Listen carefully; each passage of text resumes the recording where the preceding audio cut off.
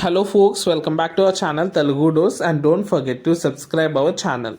ఈరోజు ఈ వీడియోలో మనం mega DSC, AP mega DSC and మరో టెట్ గురించి తెలుసుకుందాం. మీకు వచ్చిన కమెంట్స్కి ఈ వీడియోలో ఆన్సర్ దొరుకుతుంది and latest update till date ఏమొచ్చిందో కూడా డిస్కస్ చేద్దాం.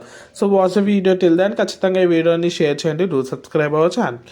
ఫస్ట్ అండ్ ఫార్మోస్ట్ చాలా మంది కమెంట్ ద్వారా అడిగే first and most important question వచ్చేసి ఏపీ డిఎస్సి మనకైతే ఫిబ్రవరిలో వస్తుందా లేదంటే ఇంకా డిలే అవుతుందా? ఇదైతే నేను కామన్గా వస్తుంది క్వశ్చన్. సో క్లియర్గా చెప్పాలంటే మనకి ఈ మంత్లో వస్తుంది, ఈ మంత్లో రావడం లేదని ఏ క్లియర్ ఎస్టిమేషన్స్ అయితే లేవు.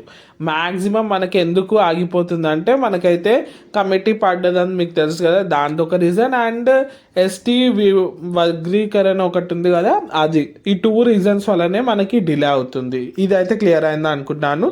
సో అది దాని మీద అయితే మీరు డిపెండ్ అయితే కాకండి ఫిబ్రవరిలో మార్చ్లో వస్తుందని. కానీ మ్యాక్సిమం మనకైతే నేను ఇప్పటివరకు చూసిన ఆర్టికల్స్లో అయితే మార్చ్ ఫస్ట్ వీక్లో వస్తుందని ఇస్తున్నారు.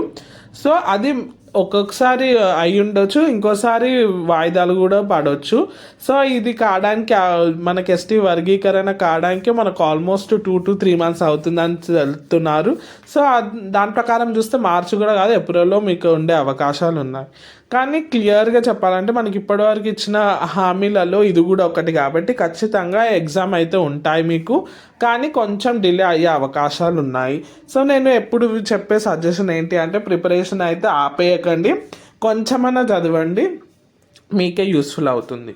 అండ్ నెక్స్ట్ థింగ్, మరో టెట్ ఖచ్చితంగా ఇది కూడా ఉంటుంది.